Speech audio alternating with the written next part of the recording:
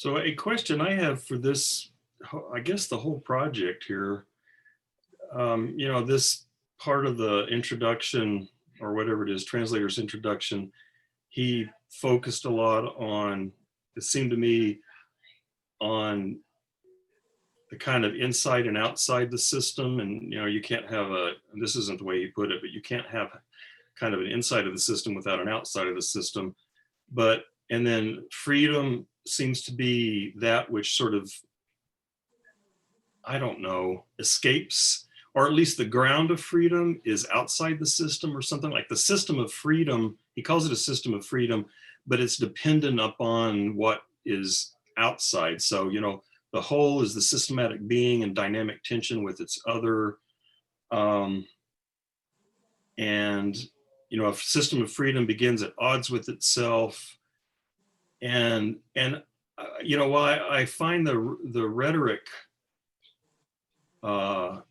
interesting and exciting and invigorating, what I wonder is how intelligible it is.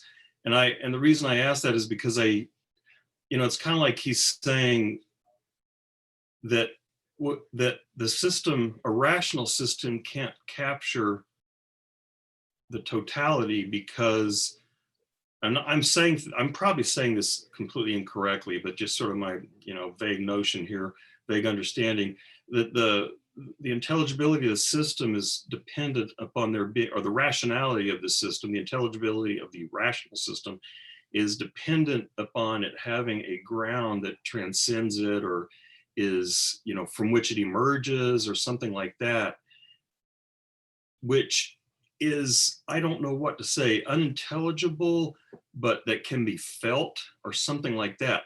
So it reminds me a lot of Bergson, Bergson saying that life is something that you can't explain mathematically, but it's something that you can have an intuition of. And it seems to me there may be some similarity here between Bergson's notion of intuition and what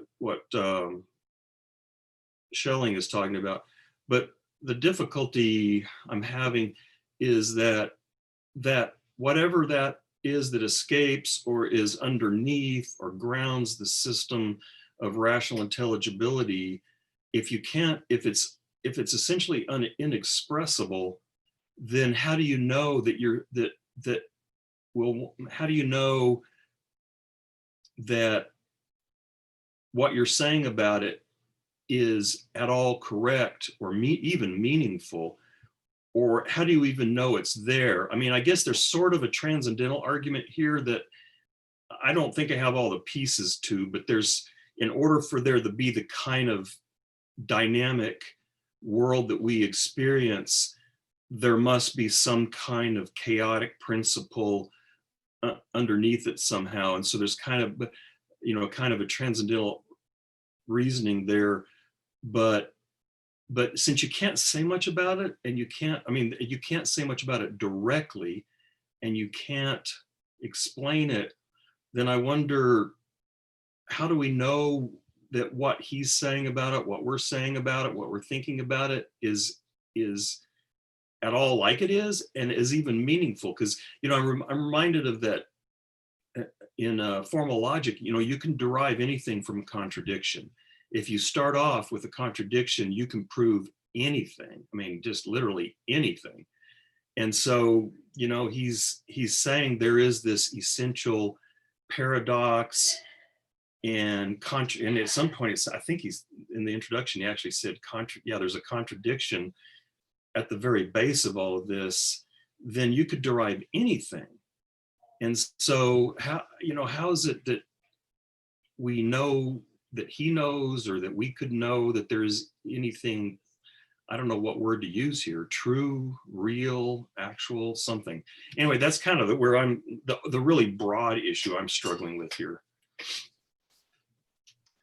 I guess if I could just kind of start thinking out loud, because you're raising kind of the exact same problem that I was thinking. Is like, I get that there are these connections between like the parallels that are being drawn between restricted economy and general economy, and the freedom systems and so on. Like, okay, it's seeming sort of political, it's seeming sort of connected to reality and so on. But like in terms of a direct sort of like, and I hate to use the word like common sense. Like it seems like like when I'm trying to apply just some common sense to try and like make sense of it, it's kind of sticky, or in fact, it's kind of loose. I can't really grab hold of it. It's I can't really kind of think of, okay, and this is where my thinking starts, right? And in trying to conceive of what Schelling would say, right? I'm thinking about like what would Schelling say, and then what do I kind of think about it? But what I think Schelling would say, and I want people to disagree with me here because I'm not good at Schelling yet, is that I think that he would say this thing you're talking about, and the thing that you and I both totally do not get, I think, is at least I think, is this is indescribable, outside of reality or explainable reality thing. This thing he calls the non-source, and to call it a source overdetermines it. The freedom or the general economy is for Schelling this non-ground which precedes all ground, which is sort of like a beginning statement to the rest of this logical system. And this non-ground which precedes all ground, I think, is completely outside. Like I agree with you, is completely outside the bounds of our I thank you for the page number. Is outside of the bounds of our ability to determine it, or with language, like with symbols. That's why he says that the word source overdetermines it. But then he makes a point later on that same page, XXIV. I don't have the ebook pulled up right in front of me, but I think that he goes on to say that we can never but must always try to conceive of the system, and our systems, whatever systems we create in our attempts to conceive of the system with the capital S, system of everything, or at least the systemic, the things that we can systematize, our attempts to conceive of the system or the systemic, or the things that can be systematized, are merely moments of the whole expressing itself. And the whole is not to be controlled, and the mechanism of the whole is something that's living, spontaneous, and abundant. And I guess what I think that means, what I think that means, and why I think that kind of makes sense, is like another thought to this, is that he's trying to give us this sort of sense of hope, like yeah, we're never ever going to find the right answer, we're never going to reach the thing we're looking for, we're never going to follow an axiom and have it actually be true or correct or valid or whatever to the end. But every system that we produce is another version of our approach towards the system with a capital S. And we have to keep making more in order to avoid clots or stoppages, which he would call things like, well, he wouldn't call, but like, which is being compared to in this, like a restricted economy.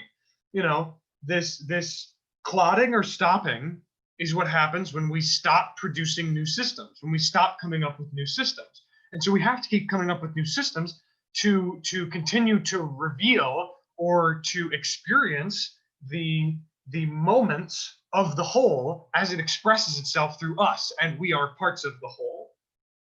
And I think that Schelling's only real answer as to why we should care, why we should do that, I think is twofold. I think one, we learn a lot along the way.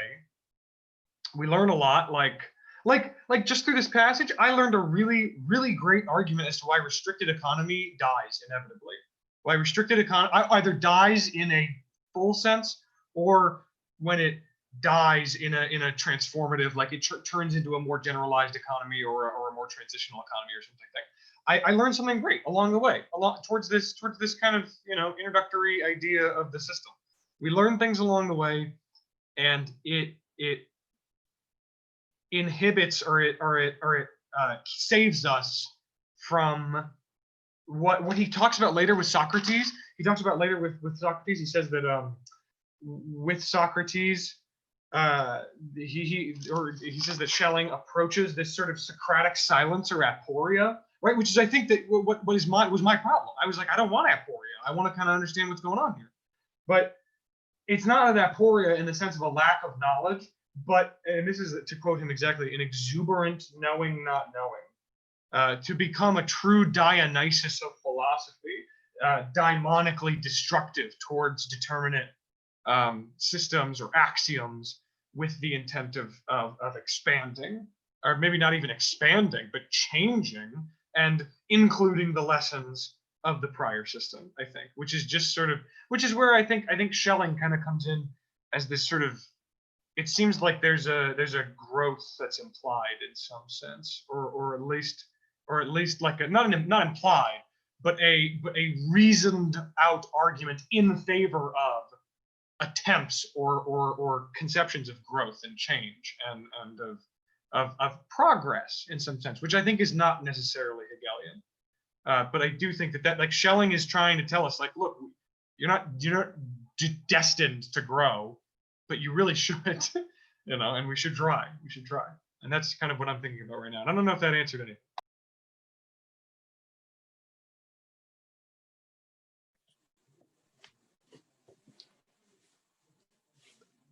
Yeah. So,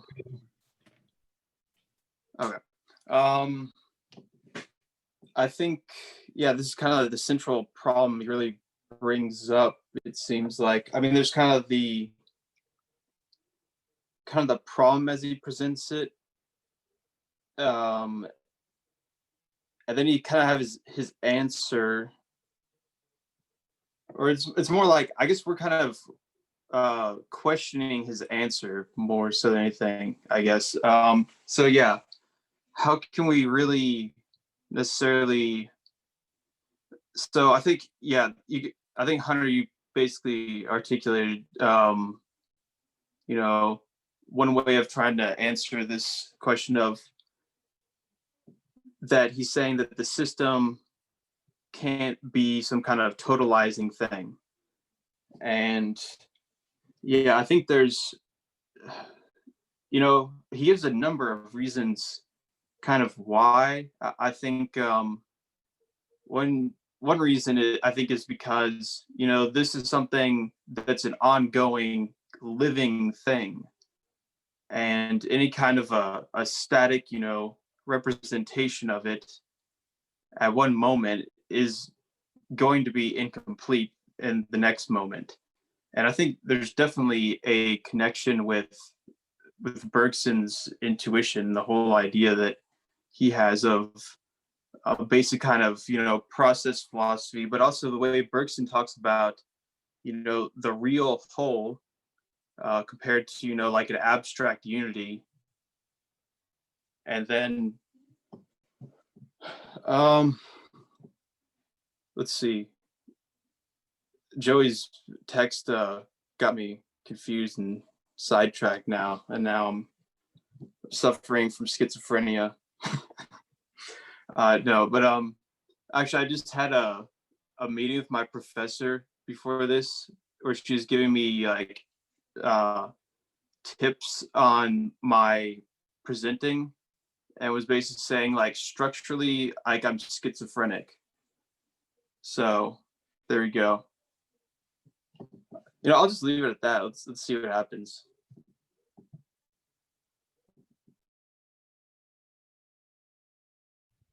So Hunter, your comments are, I was going to type this out, but are helping me think a bit about it. I think, because I think what I fear is that if it's a criticism, that could be reduced to, why isn't he an analytic philosopher, or or at least why can't he talk normal, like normal philosophers, whereas people like Schelling and Nietzsche and say all this weird shit, but yeah, I mean, if you're right, then like you say, we are it expressing itself in moments. Maybe So then what's the, I'm wondering what's the value of expressing it? And I guess maybe little bits and pieces of truth come through, or maybe little bits of, to use the Nietzsche or the Zen thing, maybe little bits of fingers pointing at moons show up, and you can start to kind of get little bits and pieces of it. And then maybe also, if your comment is correct, then it has not only this sort of intellectual or intellectual value as, trying to express something true about existence, but then maybe has like an existential value, in the sense that it's not purely abstract thought, but it actually connects, my human existence as a person trying to make sense of the world. It connects me in a more existential fashion to this project, to this effort, rather than it being just, an intellectual exercise that I can put out there at arm's length and so on. So anyway, those are helpful comments to help me think about this. I think what Hunter brought up about the Socratic knowledge, I think that's a pretty good way to kind of see it. And also the way that he talks about, so one thing that reason can know is basically its own limits. He talks about the knowing, not knowing, and all this idea about, the basic just Socratic method of Socratic ironic, it's not necessarily ironic ignorance, because he talks about ironic manifestation, which is interesting, but really I think it's more ironic knowledge, in the sense of being able to realize that you don't know something. No, it's a real knowledge, knowing that there's certain limits to knowledge or to reason or to a particular type of thinking. And I think what he's trying to say is there's not necessarily one mode of thinking or one mode of, perceiving, or any kind of, medium by which we try to get in contact with the whole of reality. It's never going to be totally fit into that one medium. And I think he just, he talks about kind of the format of the medium by which we actually connect to knowledge in some way. And I think that kind of and he talks about also like this gap, this necessary gap, which makes me think that, he's saying on one level that we need some kind of reflective act to go with this kind of like progression of being able to like, sort of think of history and like this building up of all these things to, the whole process of God's self-revelation and all of this. So I think that shows that, he's not saying the reason can't do anything. It's really just that if we think of reason too much in these really dead, stilted ways of thinking on them, where, that one reason, that one system becomes everything forever, that's what I think he's really against. And I think that's part of the reason is because, it's a process relational world that he's living in, where, you have these kind of natural paradoxes, in reality of, okay, basically there's kind of a unity and a multiplicity at the same time. There's both identity in difference, just the idea that something is relations is a kind of paradox. But again, I think that's kind of like, because of that also, these kind of formal logical systems, usually they can't grasp that actual sort of paradoxical nature of reality, where there's a kind of gap in reality, because of time, that is at the same time this like excess, and at the same time we also, find ourselves in the middle of existence. There's always something prior that comes that is unknown to you.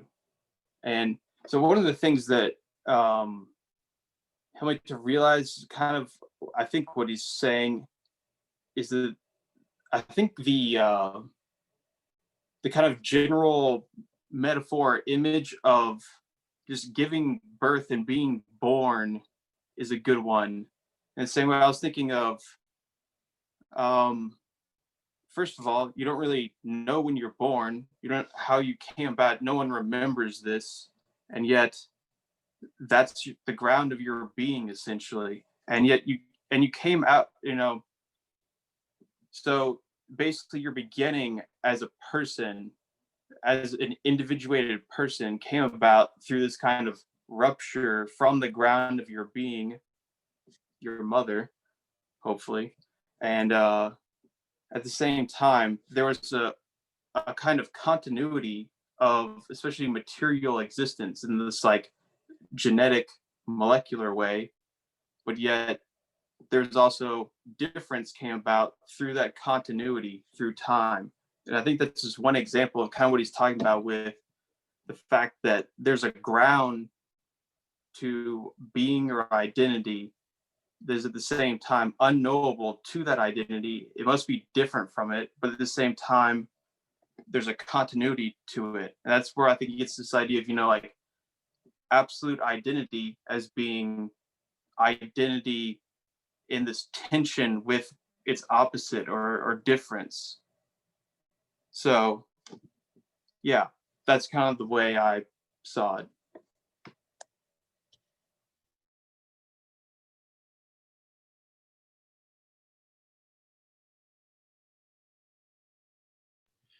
One of my sort of Nietzsche things is that this operates at a much less metaphysical level, more at a just trying to make sense of life level, is that he sees life as a collection of facts that don't have any inherent meaning, but that human beings by our nature, which I could spell out a little bit, I think, but that human beings by our nature, we require life to make sense. And in order for us to make life to make sense, we have to create a sort of a narrative or a structure that tells a story. And I know I've forgotten what the guy's name at UT that disputes that, but anyway, that we need a what's Strawson? Yeah, Strawson says he Okay. doesn't need a narrative. Yeah, Strawson is against narrative theory. Right.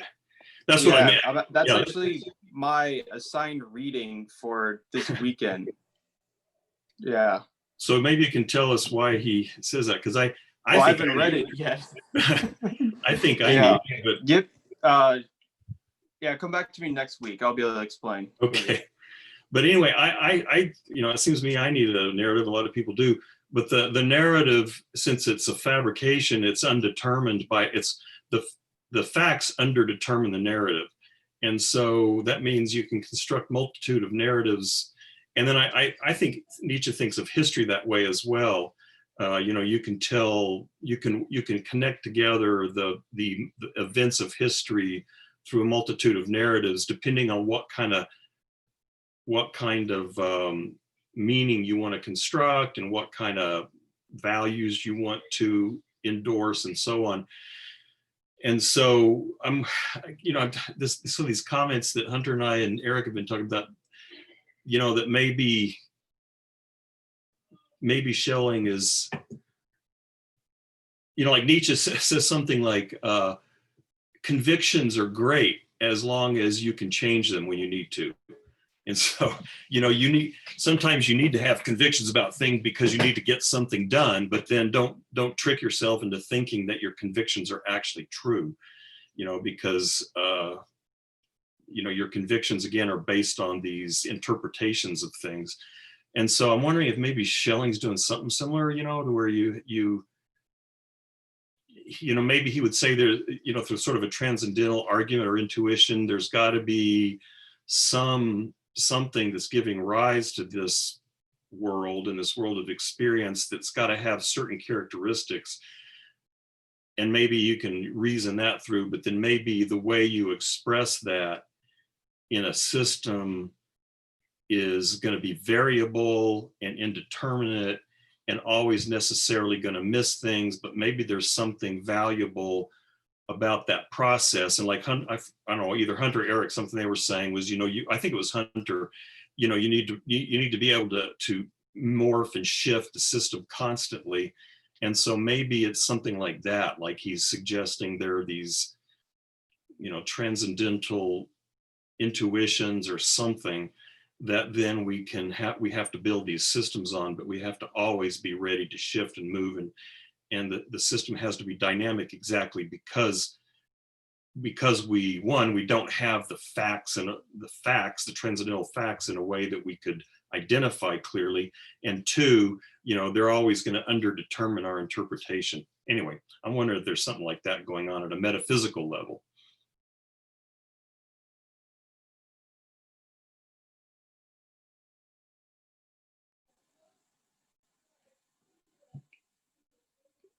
Yeah, I think it's definitely something metaphysical. I think there's a metaphysical reason why the whole cannot be expressed in a kind of representational format.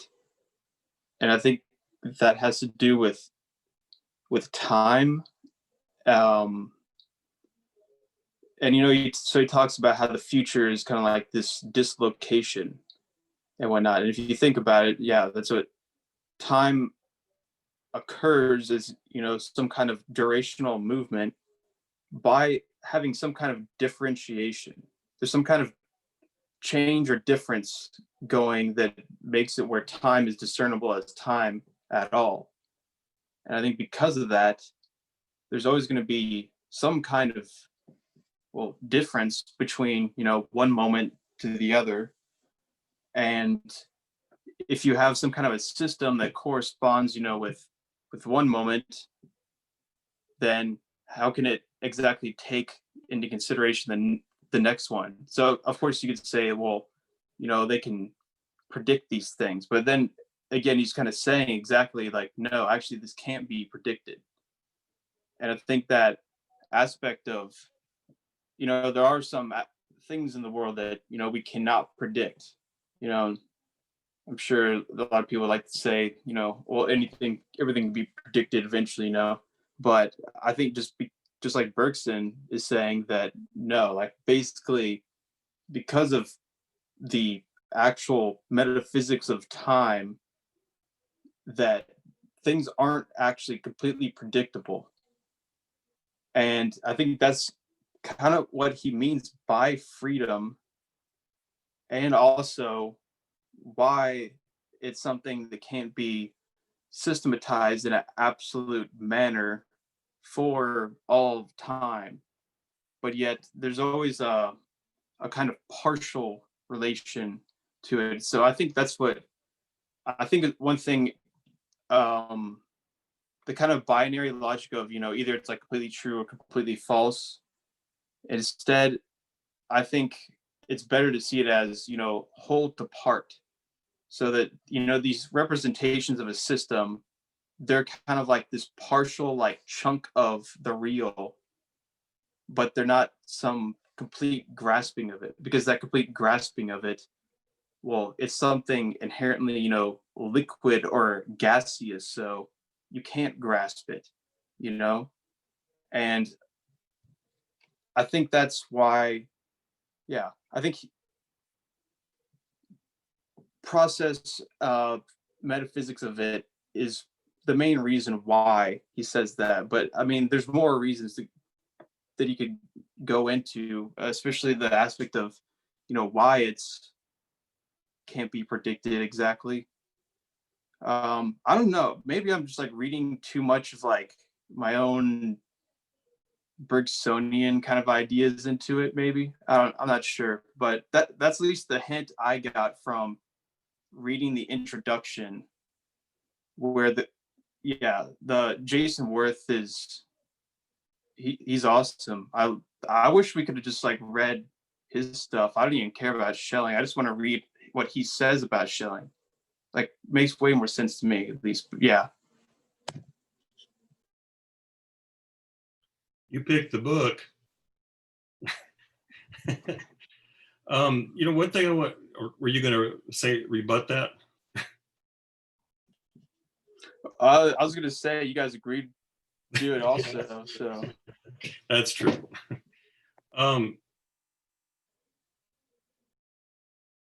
You're muted, sir. You muted yourself. Oh, thank you. God, it sucks to be old and senile. So something that Hunter said was making me think of the way and Hunter's probably gonna tell me this is terribly wrong, but one way I was thinking about Hegel was that, for Plato, if you ask, I think, my reading of Plato, if you ask Plato, why is there dynamism in the world? It's because the underlying, the receptacle in Timaeus, the underlying stuff is chaos, and it's just shifting and changing all the time. Everything's trying to collapse, and I think of it as sort of a mythological representation of entropy. And so then you have these absolutely stable forms that are trying to impose order on this essentially chaotic stuff. And so the dynamism is because of this underlying chaos. And then and again, this is where Hunter may tell me I'm completely wrong in thinking of this way, but one way I was thinking of Hegel was that the dialectic allows him to explain how dynamism is in reality itself. So you don't have to have these two domains. And actually, I think I'm borrowing from one of the commentaries we looked at, but it's like, this is, very, very rough, but it's almost like Hegel took Plato's forms and put them into motion.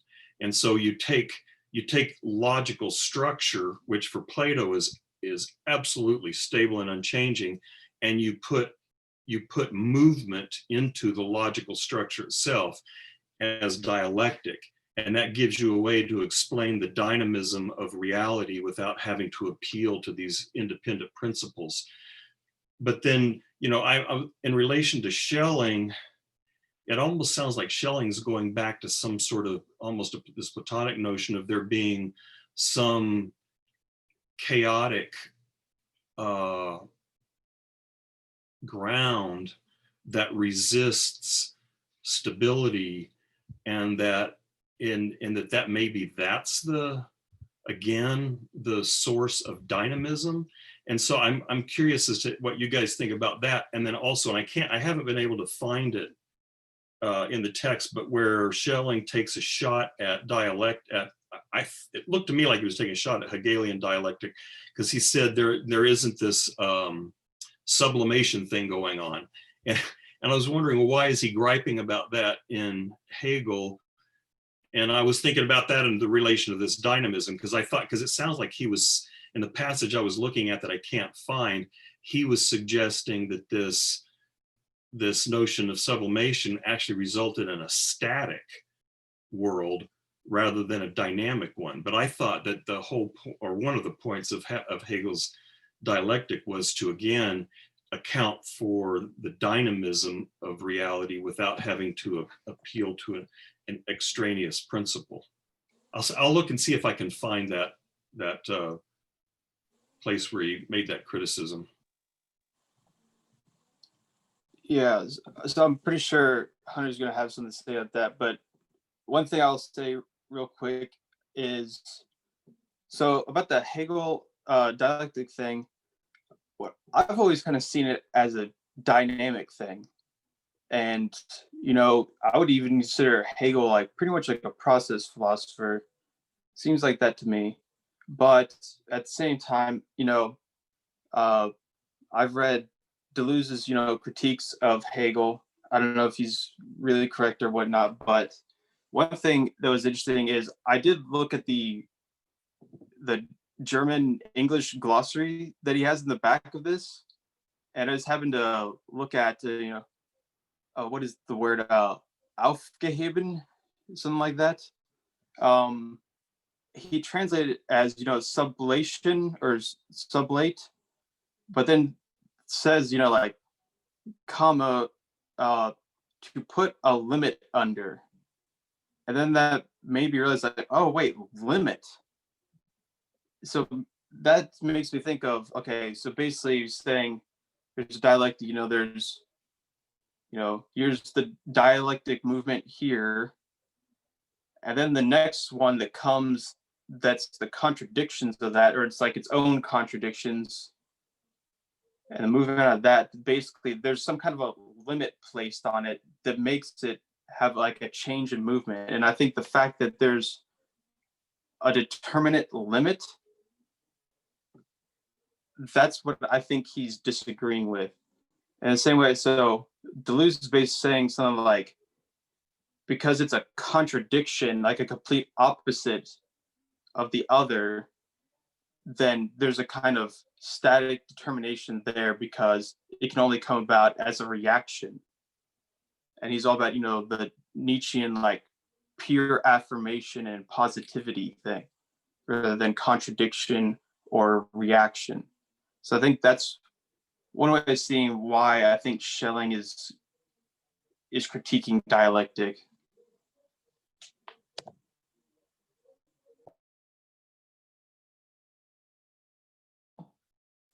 I think I think that Schelling's critique of the dialectic is kind of similar to Hegel's critique of Schelling's intuition. When Hegel said that Schelling's intuition was like, sorry if you can hear a trombone being played, by the way, in the background of me talking right now. My roommate is playing the trombone, but don't worry about that. It's like when Schelling, or when Hegel said to Schelling, or not to Schelling, but said about Schelling's idea of intuition, that it was like the night when all cows are black. And Schelling was like, no, it's not. You don't understand it, and basically, I think that Schelling is kind of applying the argument that we were introduced to by Worth, or by the translator, at the beginning of this reading, where he said, well, is Schelling a systematic thinker? How can a system deal with freedom? Well, here's X, Y, and Z reason that a system is problematic. And I think that Schelling is kind of taking a similar line of critique, or a similar tradition of critique, towards kind of his understanding of Hegel's notions of sublation and of sublimation. And I think that the idea of sublation and sublimation, it's a really complex subject, and not in the sense that it's like, I mean, it's too complex for me, just like, no question. But I mean, it's complex in the sense that I just think a lot of different people have a lot of different readings as to what he's talking about when he says sublation or sublimation or whatever. And so my perspective is like just this one particular tradition of reading Hegel. That, oh, hey, that is good to know, Chase. That's good. I didn't know that. That's fun history. But basically, to get to my point, I think that Hegel takes this position. If I could kind of explicate that and kind of try and move from my understanding of his position towards where I think Schelling is coming from, as quickly as I can. And it's that if we take something like Spinoza, let's take Spinoza and his tradition as ontology, talking about things the way things are, where the entire world or the entire universe is a whole, is God, is the infinity of God's being, is this crackless whole. That's ontology. And then you have Kant, who's responds to that in the fashion of an epistemology. And this is where Marquez would come in and say it's all epistemology all the way down. You can't, it's no metaphysics. And it's like, okay. If we take him at his word, it seems like Kant reacted with an epistemology. And I think that Hegel, and this is through, and there's kind of is kind of a fun note here about Hegel's notions of reason through an idea that Hegel calls negative reason, right? And he says that there are two aspects: positive reason and negative reason. But I think Zizek often takes sort of a more negative approach towards reading Hegel and kind of focuses on the negative. I think that Hegel, through this negative side of reason, right, finds he finds kind of the vital force. If I'm not gonna, I don't. Hegel didn't like the word vital, but the vital force behind dialectics. Dialectics are kind of this meeting point between Spinoza and Kant of ontology and epistemology. They, 1 + 2 = 3. There's Hegel, and he's got his dialectics, and these dialectics are founded on antagonisms, motion, and concepts. Right? Concepts mediating things, motion embodying or motion being embodied by those things, and antagonisms between those things. And I want to respond to something that Chase said about Deleuze's reproach against the notion of antagonism in just a second. Fate of it has to do with the family and Hegel's notion of families and genuses, but I'll get to that in a second. I think that ontology as a school of thinking, this is kind of, I think Schelling is kind of reading Hegel as like an ontologist in a sense, almost. Wherein ontology is the way things are, or aka positivist. It's like a masculine logic. It's all swans are white. No, they're not. Here's a non-white swan right here. Here's my ontology. My ontology's right here, and I've got it, and here's the answer, right? And that's what I think people are accusing, or what Heidegger is kind of saying is the failing of Schelling, is that, he thinks that Schelling is coming with a non-white swan in his hand, and Heidegger is posing problems to that. But I think that Hegel is saying that, is taking a more feminine perspective, which is like, I just know by the way that we're approaching this problem already that not all swans are white. I know just de facto that not all swans are white in a realm of differential symbolic meaning. But my point is, if ontology is the field of what is, dialectical movement occurs in that field through a gap in the field of what is. And this is something that I think Schelling is in on. I think this is a big meeting point between Hegel and Schelling, is this notion of being, or not of being, but of cognition and thought and reason as a split, as a whole in the order of being, in a whole in the whole, if I may. This crack or gap or schism in being. And this crack or gap or schism in being is what, for Schelling takes it into kind of a phenomenal dimension when he starts talking about the schism as being present in our internal dialectic, the silent conversation that we're having inside of our mind. I think that he takes it in sort of this phenomenal direction where he talks about us experiencing the schism and the schizo being that kind of defines our experience. But I think that for Hegel, this gap in being, just like I think it's similar to Schelling, but not necessarily exactly the same, is the subject, is the negative, it is the Geist, it's spirit, it's the speculative unity of opposites between things. And this gap is not just a motionless crack in being, like somebody hit it with a hammer one day and then walked away. The gap itself is the result, as it can be explicated. The gap itself is the result of the movement of parts of the whole. Parts of the whole are moving in such a way that it produces a gap. And that movement is like a pendulum in the field of ontology. There's a movement in the field of ontology by a part of the whole, which is a contradictory thing that is less than nothing, in a sense. Moving, swinging, I guess, from one side to the other in sort of like a Mobius strip. And this is kind of like, this is basically Hegel's idea of, the triad, the being, essence, and notion. I think that the Mobius strip is kind of his, like, it's kind of close to a visualization or a diagram of his notion of being. There's a Mobius strip that traces the movements of, how is reason related to this gap? I think that reason is this for at least in Hegel's terminology, reason is it's like, okay, for a consciousness, or for that gap. You see the hole in the being, the hole in the order of being that is us, that is the subject, right? That hole in the order of being imagine like we're in Tron, and there's the sort of bright wide field of technospace, and there's a little hole in the grid. That hole is a subject, and that hole in its existence starts moving, and that movement is yes, it really does sound like Sartre. It's like very similar to Sartre. I agree. I totally 100% agree. I could talk about that a lot, but it's this hole in the order of being, and it starts moving.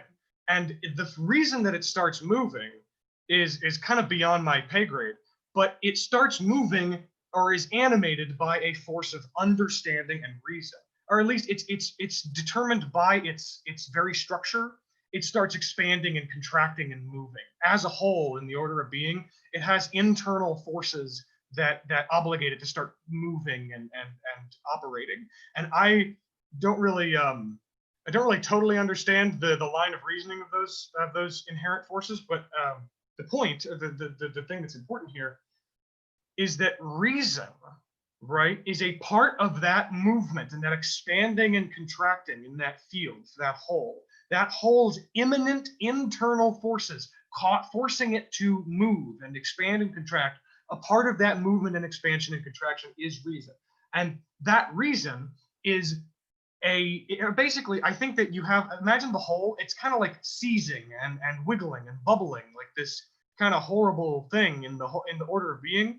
And then at a certain point, it stops being so, I could say, it stops clotting itself and stopping and starting. It stops operating in a certain way and moves on to a more I guess I would say regular movement, and that regular movement is like the absolute end of regularity. It's the total inverse of regularity, in that it's an impossible movement. It's a Mobius strip. It goes from just being this kind of wild seizing and churning in understanding and in sensuous certainty, like when you're a baby, into this impossible movement of a Mobius strip. And that impossible movement really is just the same movement that was present in understanding. I'm getting really abstract, and it sounds like I'm on nitrous, but I think reason is an aspect of the subjective gap. But I think there's a caveat there, and that's where I think Hegel really breaks off from Kant and from Schelling, which I'll get to. I think that reason is just understanding that same movement of the whole, the not W-H-O-L-E, the H-O-L-E, the whole in being, the movement of that whole, or that crack, the movement of the crack in being, it becomes a movement in the form of a Mobius strip in reason. And that is because reason is just understanding without its, like I said in the chat, reason is just understanding without its constitutive illusion. To understand something, there has to be a constitutive illusion. There has to be this belief or this assumption that there is something beyond. There is some transrational, substantial content that is outside of the realm of understanding that I can never access. That is completely outside of my ability to, it's above my pay grade. It's totally, it's divine. It's whatever. It's out there. It's noumenal, and reason is that same faculty, that same movement of understanding, without that substantial beyond, without that constitutive illusion. Reason is understanding in its positive aspect, where it begins to really create something only by totally destroying this constitutive illusion. And in order to approach the topic of like whether it's an aspect of the whole or the subjective gap, I think that's the thing. And this is kind of, I'm just talking about Hegel at this point. Hegel broke off from Kant not by saying, oh, okay, so there's the phenomenal and the noumenal. We can break past that. We can get past it. We can move on to the noumenal because And this is what a lot of people accuse him of, because the metaphysical substrate of reality is just reason. Reason is the metaphysical substrate of all things, and therefore we can internalize it in a speculative unity of subject and object, because everything is sort of like a dream, and I'm sort of like George Berkeley. And that I think is like what's totally not allowed in Hegel. Like, I think that of all things is like no, that's a no. I think what he's trying to say instead is that like Kant was right. There is an epistemological gap between us and the way things really are. You know, the thing in itself. There is a gap, but that gap is only present. That gap between us and the thing as subject object atoms. That gap is only present because the thing itself, and in fact everything in itself, is already immediately cracked, gapped, broken, non-all, not whole, and ontologically fractured, thwarted. You would call it thwarted, or smote by the spear. You know, it's which I think is Schomburg or something. My point is, I think that yeah, I think that, yeah, thank you. I appreciate that. There is this gap or this crack in the order of being itself that allows us to have some sort of contact with the absolute. And that absolute is the fractured nature of things. And I think that's why Hegel says that thinking at all, and reason and understanding, all of that is a faculty of ours where we tear apart things. We tear unities apart. We grab at things that are already unified and we rip them apart and we try to see what's inside, right?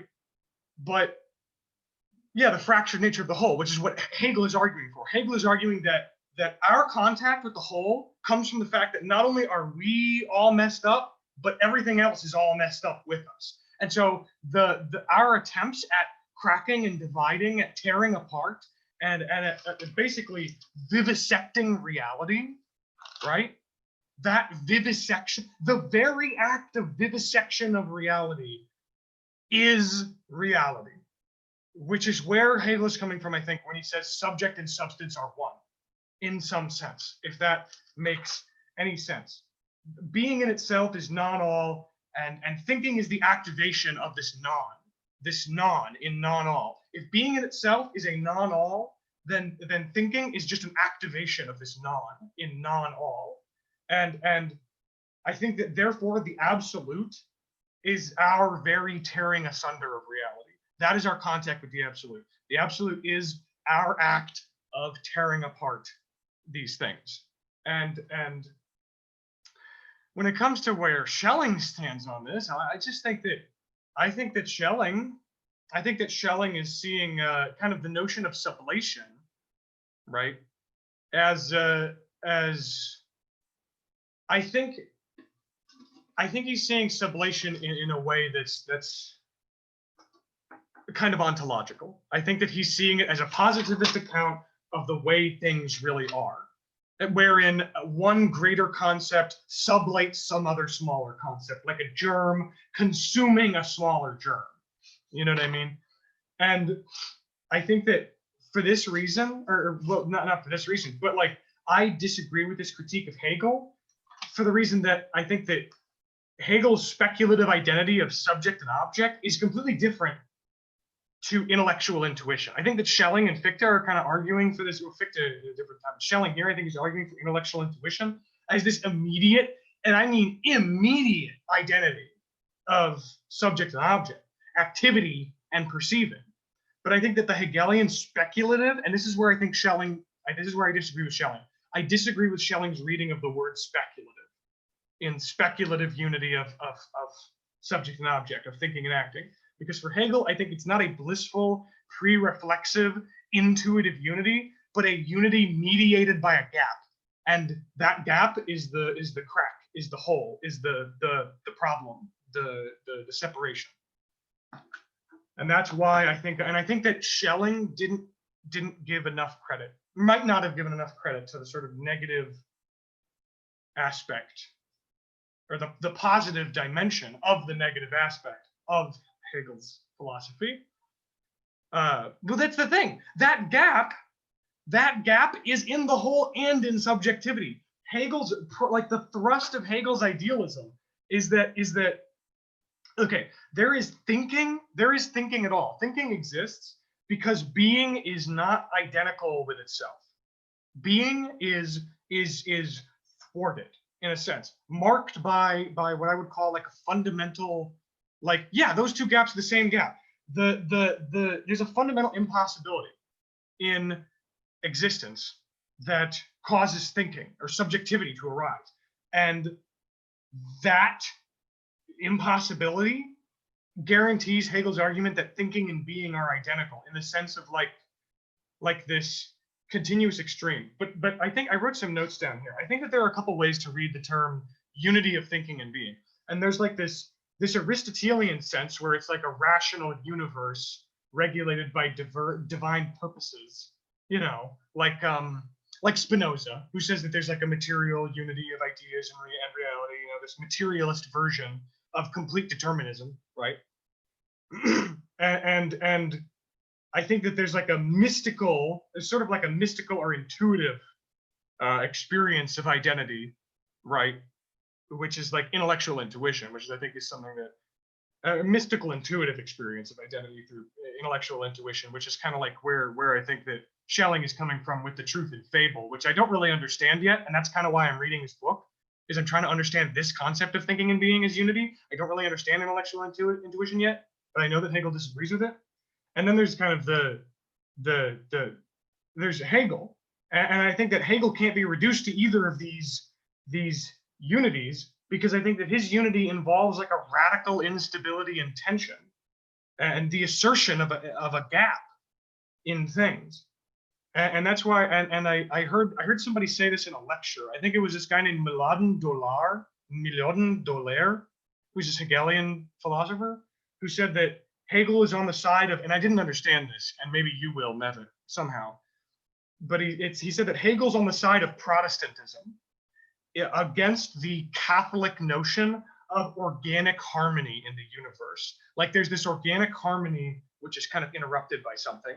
I think that apparently Hegel's on the side of more of like a unity in Protestantism, as his unity resides only in the only way you find unity in Hegel is if you transpose the gap, the problem, the roadblock, the thing keeping you from the absolute, to the absolute itself. You make that the absolute.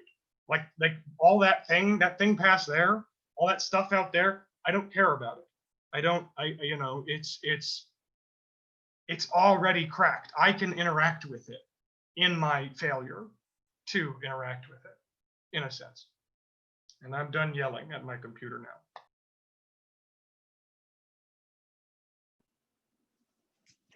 So I'm still looking for it, but maybe just in like Schelling's introduction, I'm thinking back, because with the stuff you say about Hegel, I'm just like, that's how I'm reading Schelling. That's how I feel like I'm reading Schelling. And, you know, kind of like what you were saying, how Schelling says something, or Hegel critiques Schelling, and Schelling's like, you got me wrong. I honestly think that, you know, both of them just had each other wrong. And at least, you know, this is like everything I hear, every critique I've heard about Hegel, I've heard, you know, some other perspective where it's just like they didn't understand Hegel, which makes me like, I'm, you know, far from seeing Schelling as a critique of Hegel. I'm seeing, or at least, you know, my hope, just because everything seems to come back to Hegel, is that Schelling can somehow have some synthesis with Hegel. But when you're talking about mediation and Hegel or Schelling kind of wanting this immediacy, I'm still kind of like, is that a thing that Schelling's after? At least in my notes, I have like, he mentions mediation somewhere at the end of his own personal introduction. I think it's on page like XXXIII or something. I'm trying to find it right now. But he's talking about like receding away from the immediacy of presence, right? He's saying something about vision and how we have to like get away from vision, like vision's not the whole, and get into the tension of dynamic stuff. and saying that we cannot give up this external principle, this outer and above, this kind of like super mundane, and to actually get away from that, which is kind of like what I might think of as reason, would be to fall back into some immediacy, which would be, I think, his version of a like slipping into the ground of freedom ultimately, which would like absolutely destroy us, right? But he's saying how like I think we need to have to have a relationship with it, but we can't like, you know, totally slip into it. And then when you're talking about too, the kind of idea that we're split, but so is, you know, the things with like talking about Hegel. At least I'm trying to kind of connect this with the idea that and it's kind of just blurring my mind. I don't have it worked out, but in the Heidegger commentary, which I'm still kind of just sifting through very, very slowly. He was saying how like Schelling's whole project in the freedom essay was basically trying to replace the Cartesian and Kantian dichotomy of nature and spirit. Schelling's trying to replace that with necessity and freedom, and of basically like saying that nature and spirit aren't opposed. Nature and spirit are both in the category of freedom, and what they're opposed to is actually necessity. And the question becomes not how man is independent and separate from nature, but how man is independent and separate from God. And then that kind of like vaguely plugs into the way he talks about this like divine necessity. But I'm still unsure how like freedom relates to that, and then how God's freedom relates to him being in the category of necessity or something. But that just reminded me of thinking that like this kind of like split in us is also a split in nature, which to me I see being like nature has freedom within it as well.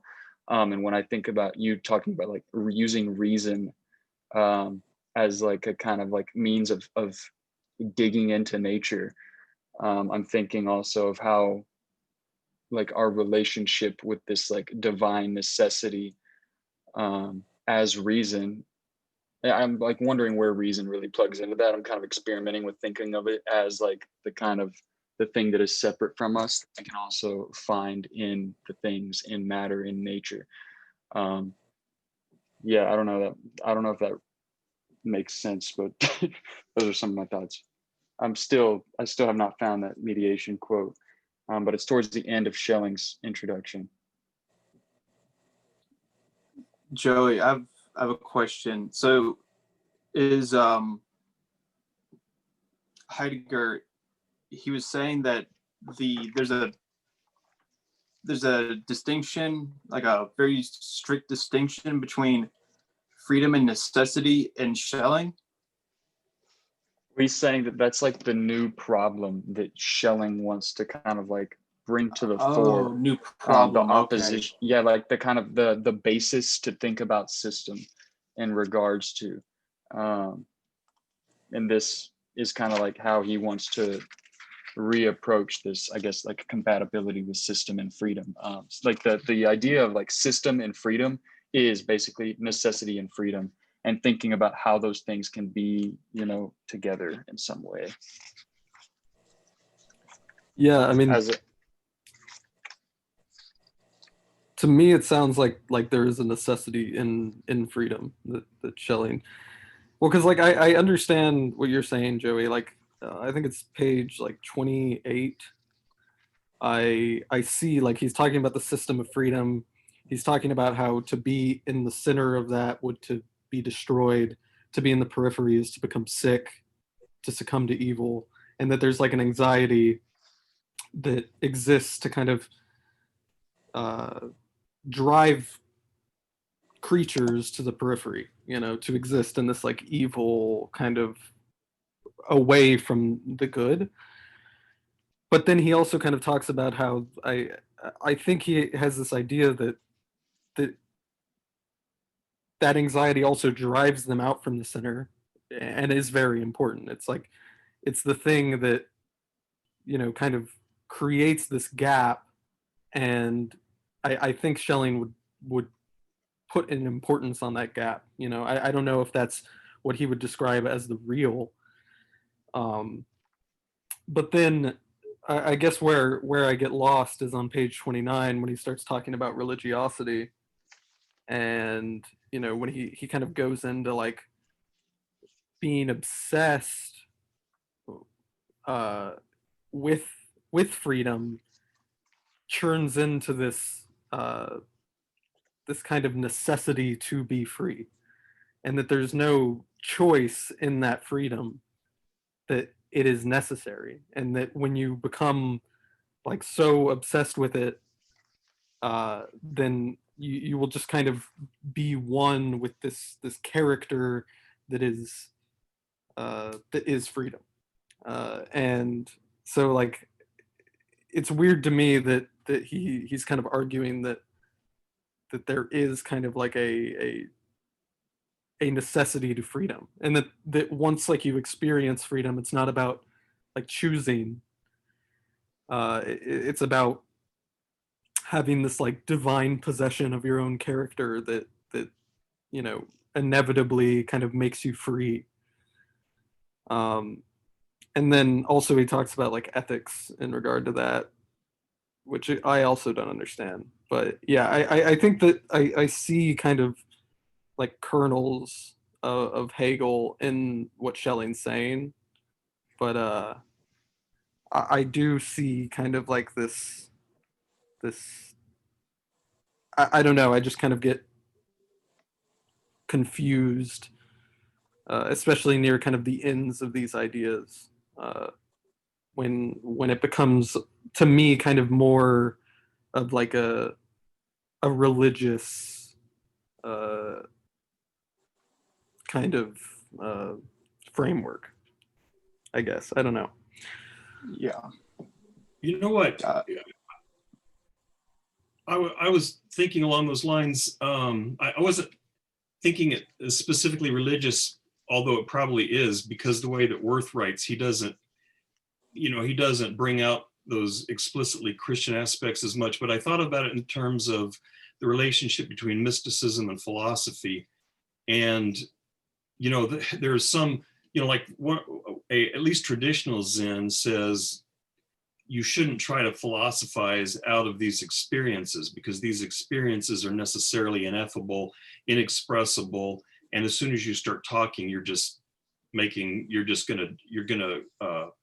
gonna screw up your meditative experience with discursive thought. But it sounds like what this makes me think is like with Bergson and intuition, because so Bergson seemed to want to bring intuition and reason together in a more authentic philosophical project. And that's kind of the sense I get from Schelling, that Schelling is trying to reinvigorate or try to enliven philosophy with something like mystical insight. I don't know if it's, I mean, these guys, Chase and Hunter would know more than me, but they were influenced by people like Jakob Böhme and people like that, and these Christian mystics. And so I wonder if part of what he's trying to do is do what conventional Zen says you shouldn't do, which is inform your philosophical practice with something like mystical experience, or at least intuitive experience, and then vice versa, and have more of a, integrate those two, rather than in a lot of philosophers and then a lot of religious thinkers, you ought to keep those two kind of separate because they don't work together.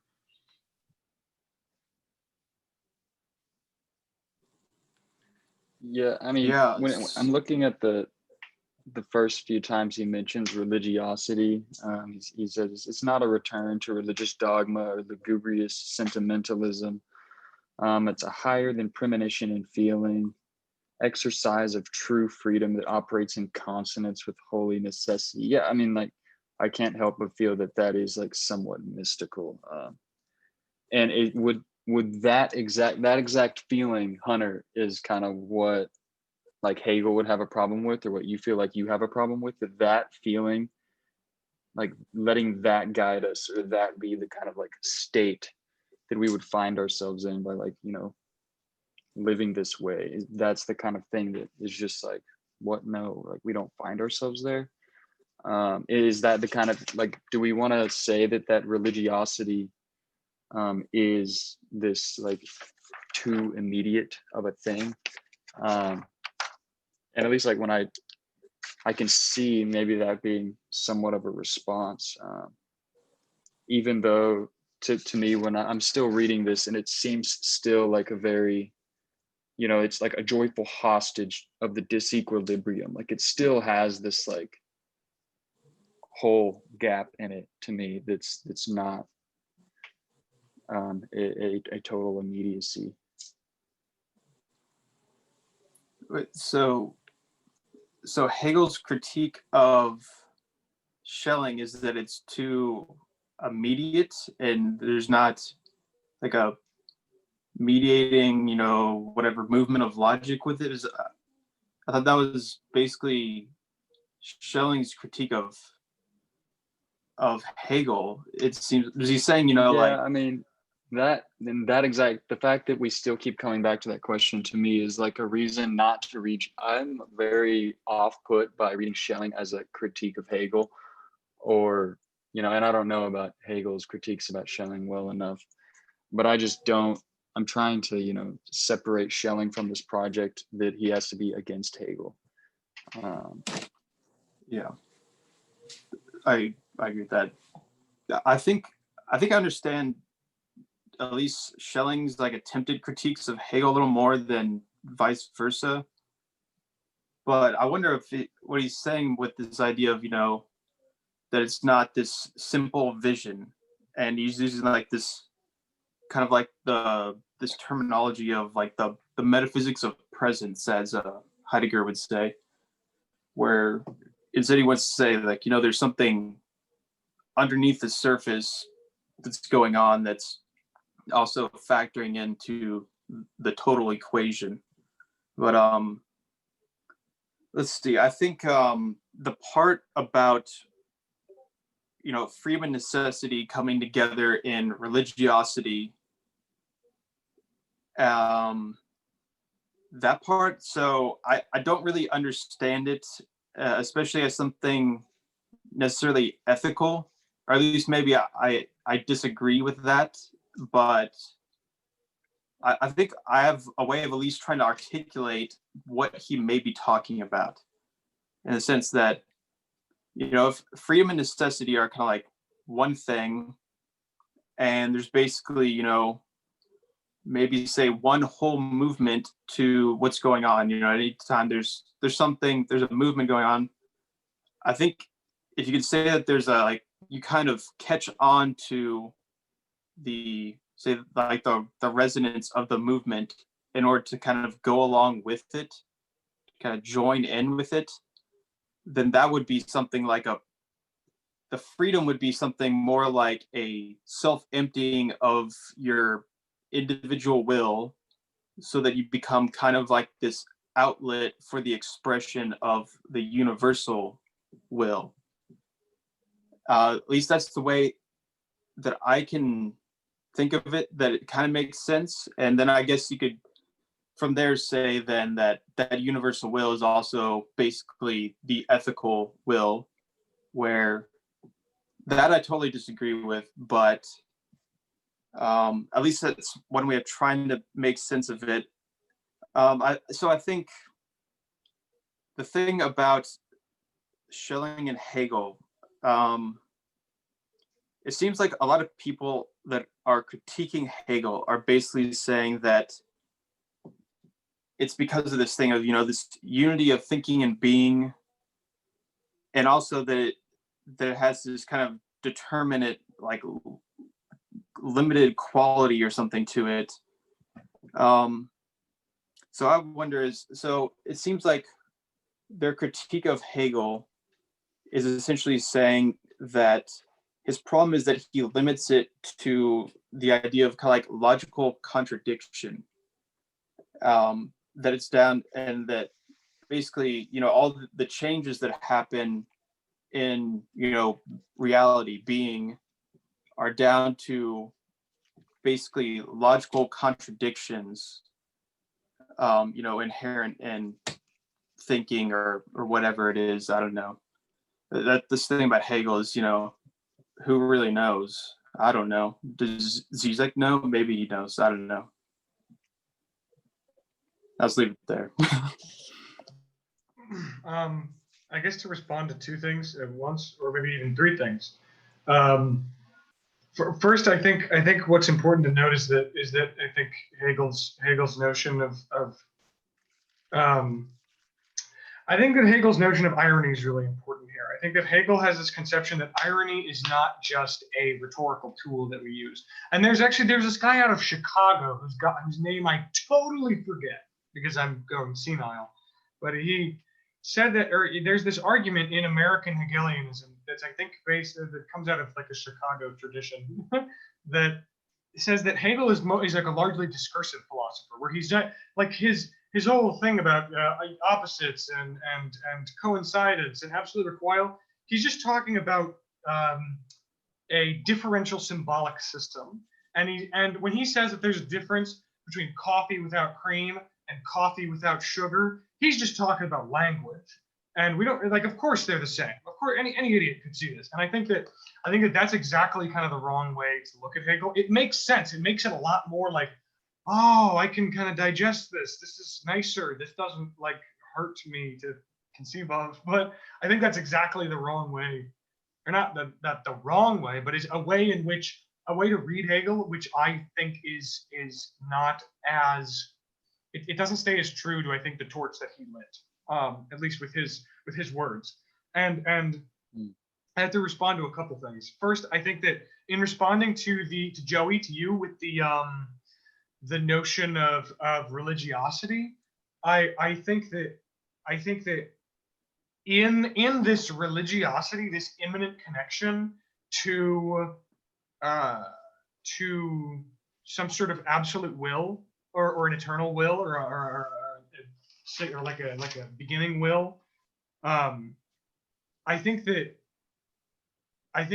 first off, I'm extremely interested in Chase's argument that that's not necessarily an ethical will. If I'm understanding it correctly, that it's not inherently tied to an ethic. I'm really, really interested in that. And I think that would clear up a lot of my questions about Schelling. But to I guess point out my perspective, I think that even if we don't know if it's an ethical will or not, I think that all that Hegel would say is not like, oh, what an idiot, I can't believe he'd say that, but more like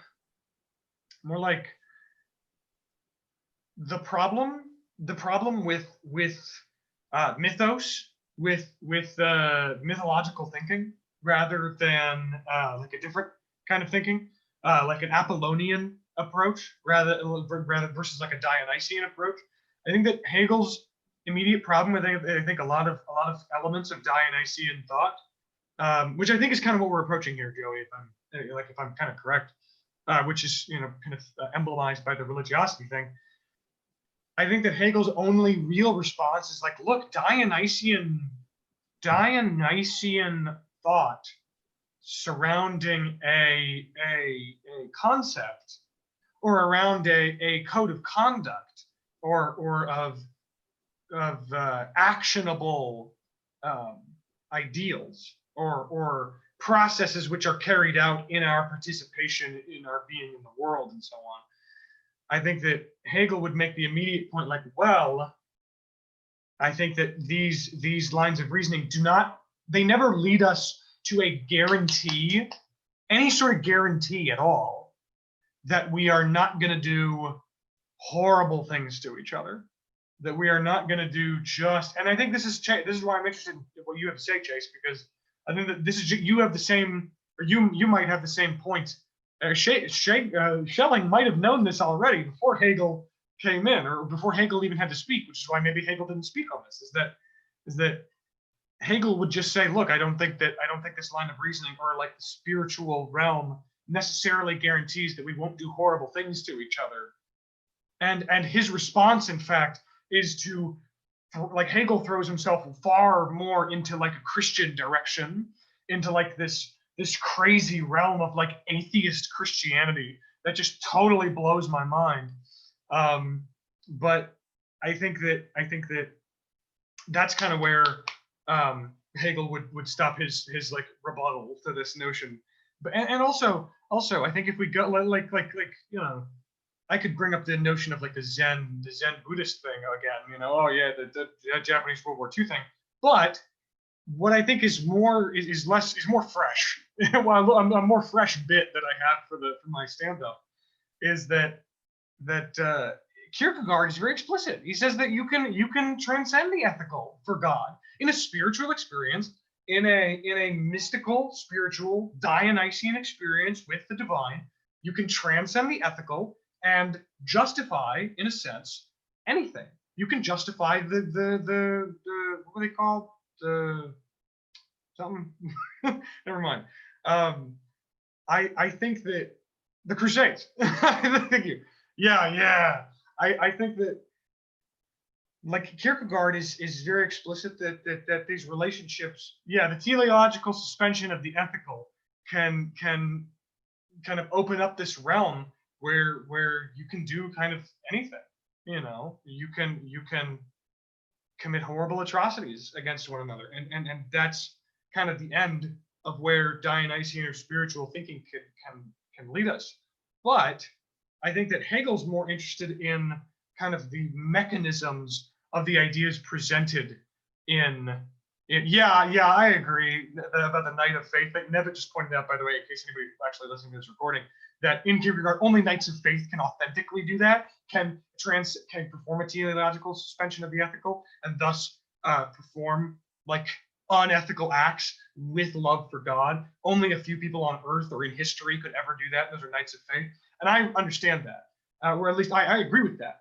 But it still leaves that kind of like I could reason to myself, oh well, I'm a Knight of Faith, I can go kind of do whatever. But I think that Hegel is more interested in the mechanisms at work within the realm of theology or of spiritual reasoning, like in the notion of agape and Christian love and things like that. I think he's more interested in kind of the functioning of that and the movement of that. Yeah, I agree. Okay, and now I'm done talking.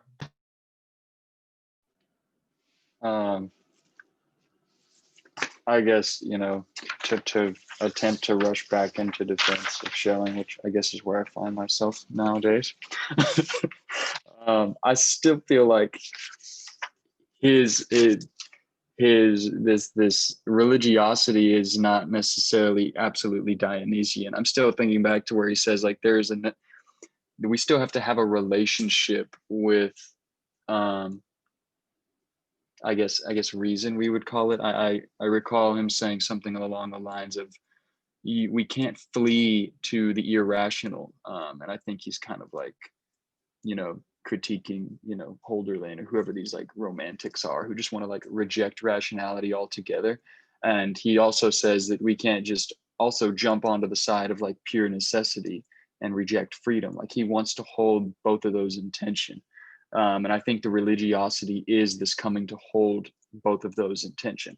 I wrote Kierkegaard's Knight of Faith right next to there. Yeah, that to me stuck out too. And I'm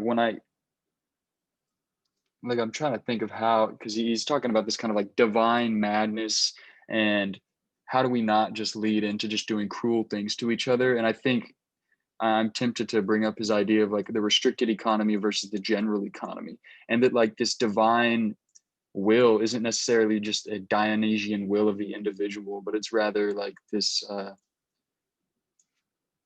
you could say like a Dionysian as well as Apollonian, like right, they're related together, and that's like what's held in tension in this will, and it's more of like a will of the general economy as opposed to just the individual, and maybe like now I'm kind of questioning like, well, how do we find ourselves in relation to that will, and like what is to mediate that versus like how do we get in connection with that? Is that like this kind of like mystical element of Schelling? Another question I just kind of wanted, did anybody have any insight as to where he mentions character? He mentions Schelling calling this divine possession character, and I'm wondering like, how does this relate to personality, which is what he seemed to be talking about so much. But But yeah, I mean, and to me too, I did find it interesting what it was saying about the ethics and this kind of like necessarily ethical, like it's not even ethical to ask if one should or shouldn't be ethical. That part kind of confused me.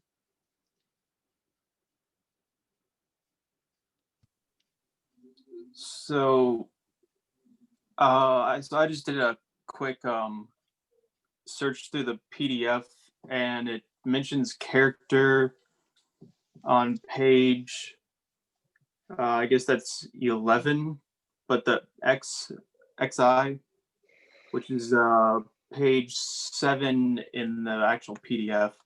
But I'm not sure at all what he's saying though. Don't know if that answers your question, at least on Yeah, I location. guess But character may be just something he brings up in this text that we just really haven't come across. I did find it interesting that he's bringing up another thing that like is vaguely to our modern minds is not really differentiated from like personality and shit like that. So I'm just kind of like, where is he going to take these similar terms in a technical sense, and how are they going to differ? it definitely looks like he's going to talk about it more because it shows up 28 times in the text. Oh, you can see my cat licking himself in there. Okay, yeah. So to go back to answer the question, or kind of elaborate on the relation of ethics and this kind of religiosity or whatnot. The way that I see it, or at least I'll go with the way you could possibly read Schelling to be in favor of my kind of, whatever, I'll just explain. So I think that level of religiosity, at the same time that you can't have, some kind of, determinate system, some kind of overarching, steering mechanisms of thought that grasp all these things. At the same time, how can you have some kind of ethical code, or categorical imperative or anything like that works for all this also at the same time? It would have to be something evolving, at least. So even if you have some idea of the like ethics, in the same way that you get kind of like this sort of like mystical participation with that will, and maybe ethics is just that, it's this kind of participation. At the same time, you wouldn't, because all those things are these things, in it's vital, it's alive, so therefore it's changing. You still wouldn't be able to have some kind of determinate ethical code for the same reason you can't have some kind of determinate system, or principles that are static, or the restricted economy kind of thing. But then at the same time, I think you could possibly go even deeper than that, because so Kierkegaard, it says, there's the radical suspension of the ethical that's possible with Kierkegaard's whole thing, which I think is actually pretty similar in a lot of ways to what Kierkegaard calls faith as a kind of like opening up to the universal or the infinite or whatever. And I think that's also does sound something like what he's talking about, but at the same time, there's something about Kierkegaard where that could at the same time be God coming down and saying, "Hey, kill your kid, sacrifice your kid." But at the same time, I think Schelling. So when he talks about the 3 levels or 3 degrees or something of sleep, that second level, it sounds like kind of like he's talking about dreaming, almost in like a radically Jungian sense, where he's saying basically like the second level, what is spiritual in the soul becomes autonomous, and presents itself to the soul as its own inner being, so that it can be confronted with its own like internal difference as spirit, as also its teleological future. And it's also about this like dislocation of the future, that the future has this kind of awful, terrible quality of, I mean, Derrida actually talked about the future as like a monster, which Jordan Peterson takes as like the like intellectual neo-Marxism is going to like turn the world into like a monster or whatever. Anyways, I just think that's funny. But and then the third level of sleep, he talks about these non-human relationships, encounters, which that sounds like it could be up there with like this, almost like a confrontation with the infinite that radically suspends ethics for Kierkegaard. As he talks about it, it's like, I'm not even gonna, he says basically like, or kind of Jason Worth, I'm not even gonna talk about these because they're so unconventional and inhuman that I basically can't talk about it. And it makes me think, of course, of Deleuze and the way that he talks about becomings, like becoming animal, becoming. So he has this chapter, him and Guattari in A Thousand Plateaus, becoming intense, becoming animal, where he's talking about this idea of, underneath your kind of relatively static, stable, like singular identity, there's like these molecular becomings, interchanges, these constant like shifts and flows going on underneath, and basically saying that there's all these non-human aspects that are basically like underlying the human. There's this multiplicity of all these different flows that compose us, that are actually give like the basis of our like static, stable, unitary identity. And it sounds kind of like almost what Schelling could be saying is something like that third wave is something like, it's almost like a extrapolated personification or non-person personification of what Deleuze and Guattari are talking about with those like becoming animals and whatnot, where he's saying like, you don't literally become an animal, you don't like start meowing or anything like that, maybe, but I mean I do, but I think really what it's possibly a way of trying to think of what is going on, if it's like this is the second level he's talking about, like the spiritual inside basically being presented to yourself. Is that really that different from like this like molecular like multiplicity of becomings? I think maybe you could say like that's basically what Schelling was calling the spiritual in a sense.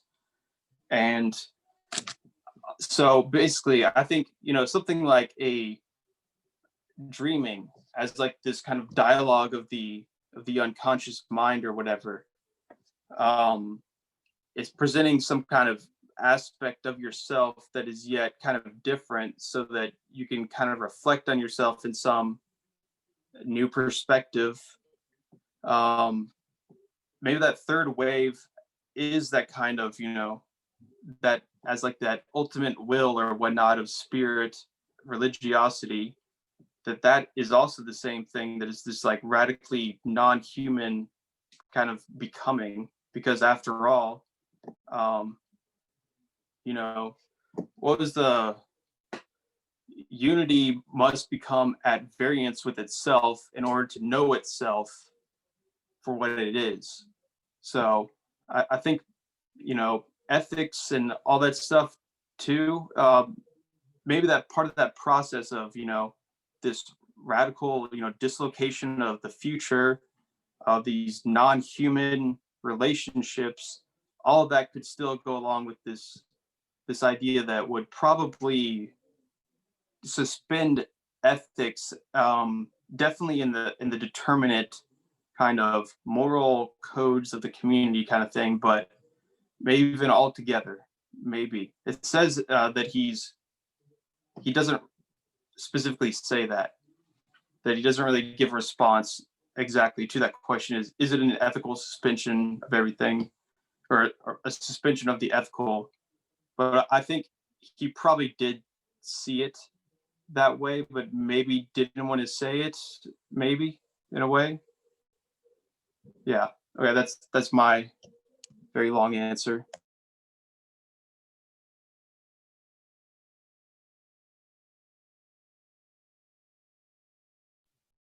This is a digression, but still related to freedom.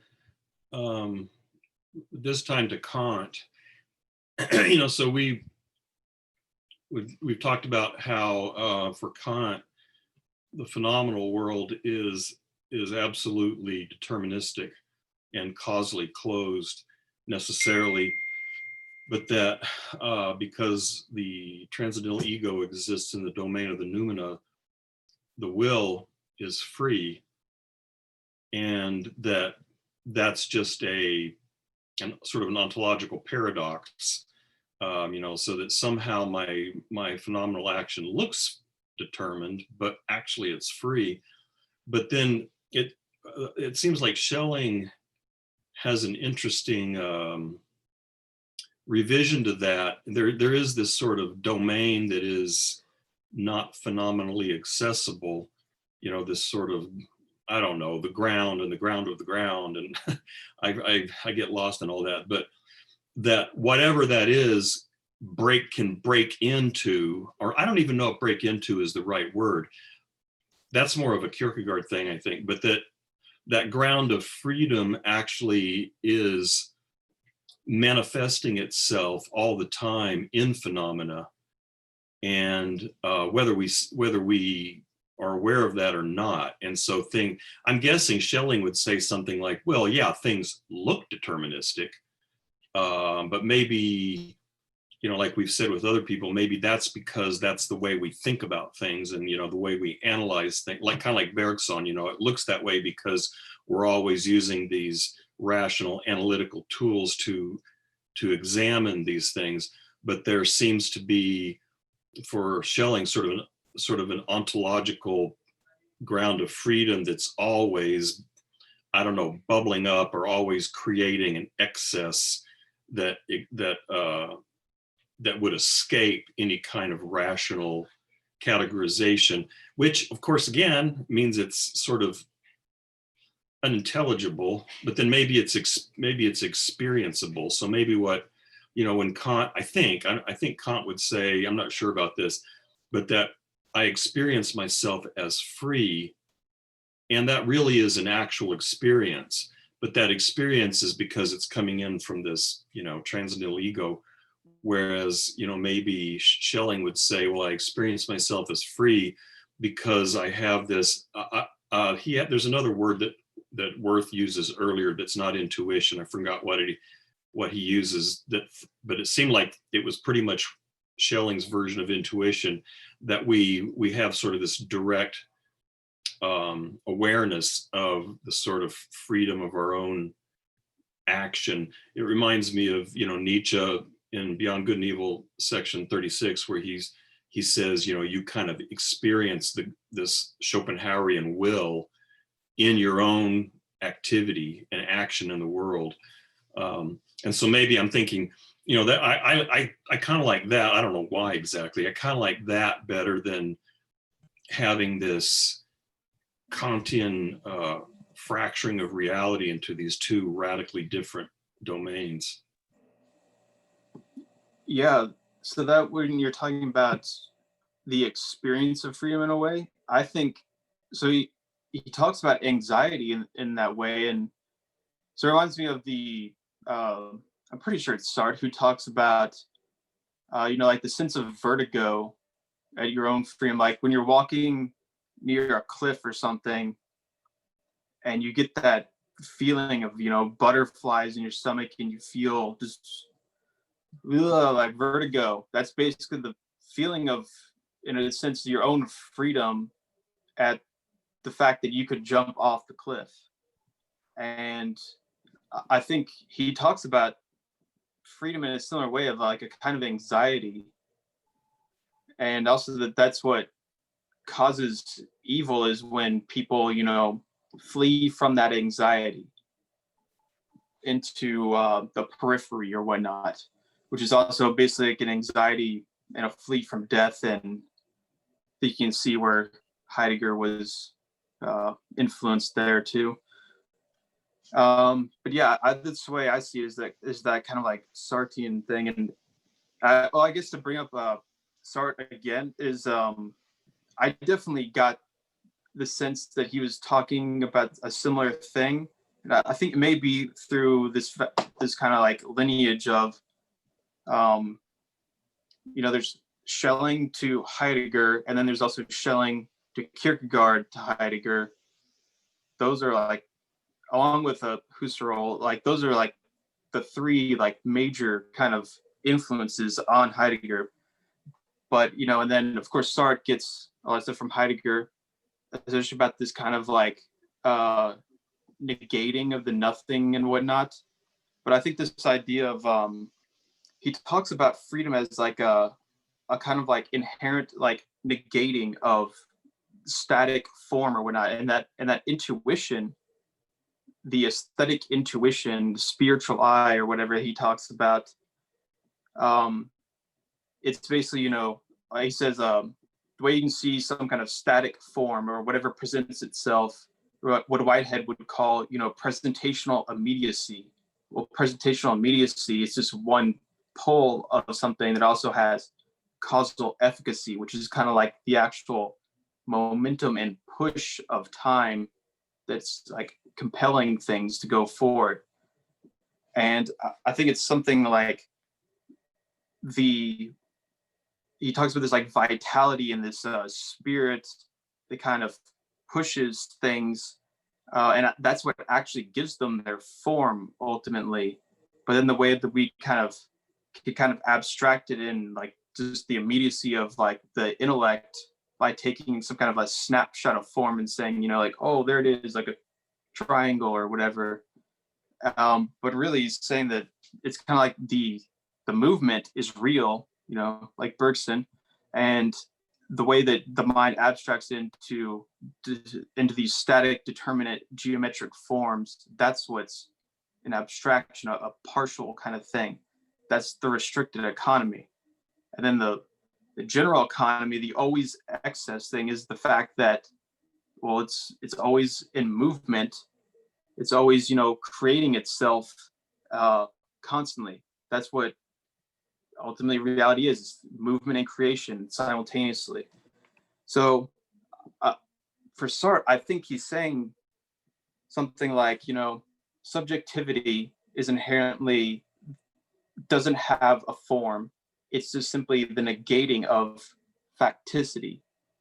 And I think Schelling is saying something kind of similar, except not so much subjectivity, but that there's just like another aspect of who we are. I'm not sure if it's like a metaphysical thing, or, well, I guess it is, but at least the human has some kind of aspect that its freedom can act as a negation of, presentational immediacy, the facticity of now, in the same way that time, in this complicated way that he talks about, is also a kind of, breaking apart of form, so that the life that actually gives, reality to form at all can come through. And I think there's something there. And he talks about it as a clearing too, which that's a term that Heidegger uses too, the clearing, basically. And that's where, being comes in, is basically, and also this idea of what else is, the releasement is another thing he talks about, where that's kind of like the giving up of, this sort of artificial will to power over things, and instead just releasing yourself to, being presenting itself there in the clearing, in the forest. The light comes through the trees and you see it, the grace of the world. It's beautiful. By the way, has anyone seen The Tree of Life, Terrence Malick. Yes, I've seen that actually. Yeah, We had I a know- film yeah, viewer. yeah, Yeah, they yeah. yeah, the honors college, or I don't remember if it was honors college philosophy department. They like viewed it. They had a guy come speak about Heidegger, existentialism, and film and shit. And then we watched that. That was cool. Yeah, there's. I was gonna go see that, but there's actually a good YouTube film that actually goes into like what the aspects of Heidegger that are part of Terrence Malick's films. It's pretty good, and there's also the same channel does a analysis of that film that shows the influence of like Kierkegaard on it as well. But I think it's a really good example of kind of what Schelling is talking about with this idea of religiosity and the way he talks to like the grace and stuff of the, what is it, the lilies and the what was the other one? It's some animal or something. But and then also the way that he's talking about trying to understand our history, our genesis. Basically, you just have to watch Tree of Life and you'll understand. It's basically, it's Schelling right there. I mean, that guy, so Terrence Malick, he was the Heidegger scholar. He probably read Schelling, I'm guessing. I think there's probably almost like got to be some kind of influence there. But anyways. I'm attracted also. Oh. Go. I was attracted to the language he was using about scission. He said something about like, this is in Schelling's introduction. I think it's on one of the first pages. And maybe XXVI. But he talks about scission and this doubling or return. He mentions the silent dialogue. And here again, like I'm sensing that like this religiosity being a kind of like tuning into the silent dialogue, right? That kind of Socratic ignorance where you're kind of encountering this sublime, and that's what kind of like shuts you up. In the way that like I'm seeing this scission or the decision, which I guess is maybe how he like ties it to ethics, is seeing it as an act, but of being this like the way you escape yourself as well as nature, like into the future, I guess, the way you escape like presence and past. I think like when you're mentioning Sartre and anxiety and that kind of stuff, I also see like anxiety isn't just to flee from freedom. It's just the anxiety of like sitting still and not knowing which way to go. And you kind of have to go one way. And that can either be towards what I might say like absolute freedom or absolute necessity. And we can think that like the fleeing to absolute necessity is kind of like a fleeing into yourself, as if you could like become God and everything would be necessary for you. There would be no choice. Whereas the fleeing into like absolute freedom, I would think he would say is like just like madness. So I think like character is this like recognition of where of how you kind of like hold the tension between those two directions, and which way you do end up going. It still like feels at the end like it feels vague, but I don't know, maybe that's intentional on his part. I was looking at this part where he's comparing, where he mentions amor fati. Can't remember. I had that just here a second ago. Oh, here we go on page 29, XXIX. And so this seems a bit contradictory, which given Schelling is probably no big surprise, but he said religiosity is the exercise of true freedom that operates in consonance with a holy necessity. Freely affirm what is necessary. Religiosity is an ecstatic amor fati, and it is an obsession with freedom. And so, you know what this reminds me of, my dissertation advisor claimed that Nietzsche, there's evidence in Zarathustra that Nietzsche had this sort of experience of something like a Zen kind of experience, but something of, I mean, I know Chase is familiar with this term, and I've used it before, Wu Wei, which is a sort of a Taoist thing where you are acting with the flow of things, you know, you're moving with, and so you don't experience the resistance. You don't experience resistance to your will because you are acting with the way things are moving. You're sort of acting with the will. And so there's this odd experience where you feel free because you feel no obstruction to your will, but at the same time you are following the will of whatever is moving you. And so, you know, it feels free, but at the same time it's kind of, you're moving with this other thing, which sounds like it's not free. It sounds like it's deterministic. And so when he says it's sort of this ecstatic amor fati, where it's true freedom that operates in consonance with a holy necessity, that's what it makes me, you know, reminds me of. But then, you know, on the very next page, he says, it's not altogether dissimilar to Spinoza's intellectual love of God. One becomes a joyful hostage of the disequilibrium of the whole, and one cannot help but affirm and mirror divine generosity. Religiosity is the link holding together a living discord. And that sounded, you know, similar to what Joey was talking about when, you know, you feel this kind of indeterminacy before which anxiety arises. So I'm not sure, those two things don't seem compatible to me, which probably means I'm just missing something.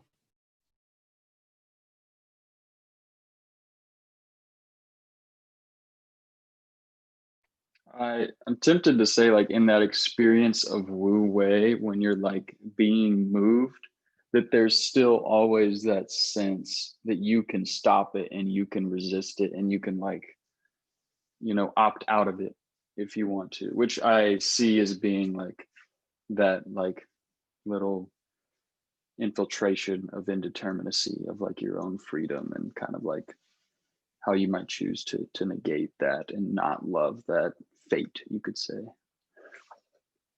But yeah, I don't know exactly how I might talk about the Zen part of it. Yeah, so I think I definitely think that there's something to that comparison of, you know, Wu Wei, or, you know, action through non-action, or the whole kind of Zen paradoxical thing. I mean, I think first of all, just like the comparison of paradox is that Schelling loves a good paradox, it seems like, and I love a good paradox too, and Zen loves a good paradox, and I think this is one of them. Eric loves paradox too.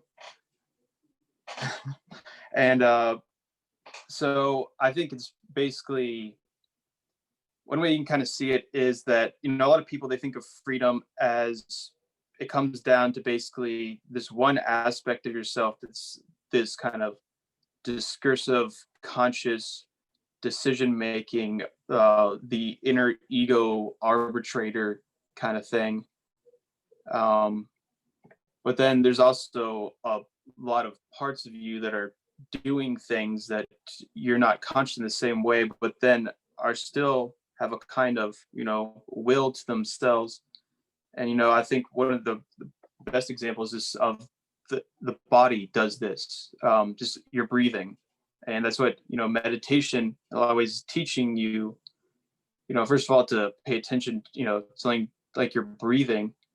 But in that, you can get like a sense of this kind of natural, spontaneous arising and freedom that's kind of simultaneous with that, but it's not freedom in this sense of like, I'm gonna go like buy a gun and protect my property and choose to do that freedom kind of thing. It's not that. It's more, I think, if you get a sense of just trying to pay attention to how your body is already doing things, and then you can kind of get in sync with that in some way by actually kind of quieting down that discursive mind that most people would think of as like pure freedom thing.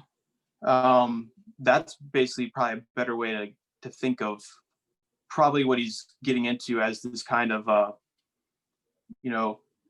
joyous like participation in the will of the universe, whatever. Yeah, what do you want to call it? God. Yeah, I love that word, God. Let's just keep calling it God, everyone. So I hesitate to make this comparison, but I guess I'm just curious on what Hunter would think of bringing the terms like drive and desire into the conversation. And if we can see anything about desire kind of being linked to this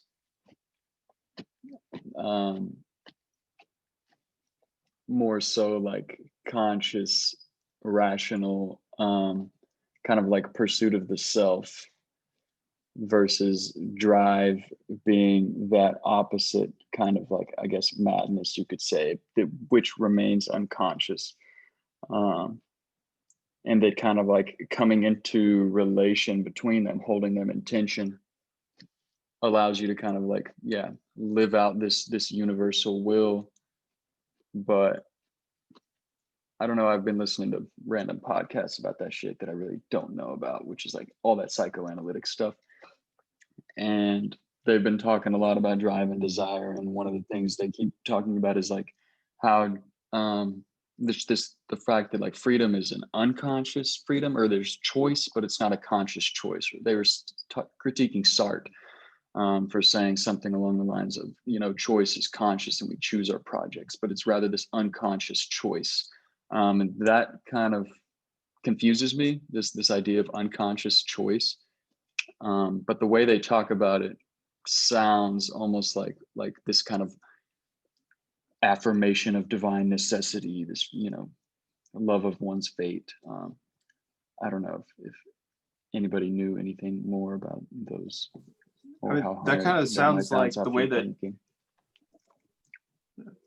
Sorry, I didn't mean to cut you off, but I was going to say that it sounds kind of like what Merleau-Ponty talks about as freedom. It's like, it doesn't particularly say like unconscious, but that it's definitely something that doesn't require like conscious acts to do. Yeah, Hunter, do you want to respond to that? Yes, here. I think a couple things.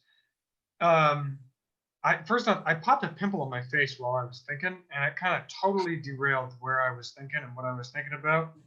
And so I just been thinking about that for the past couple minutes. But I'm going to try and regain kind of what I was thinking.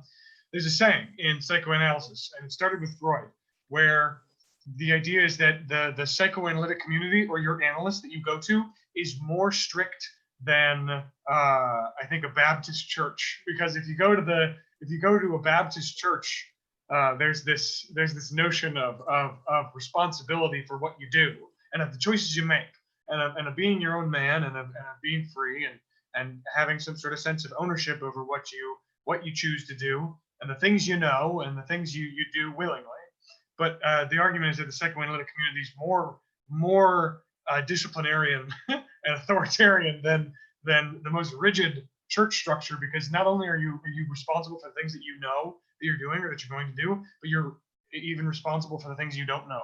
You're responsible for the parts of yourself that you don't know are there, or the actions that you don't know that you want to participate in.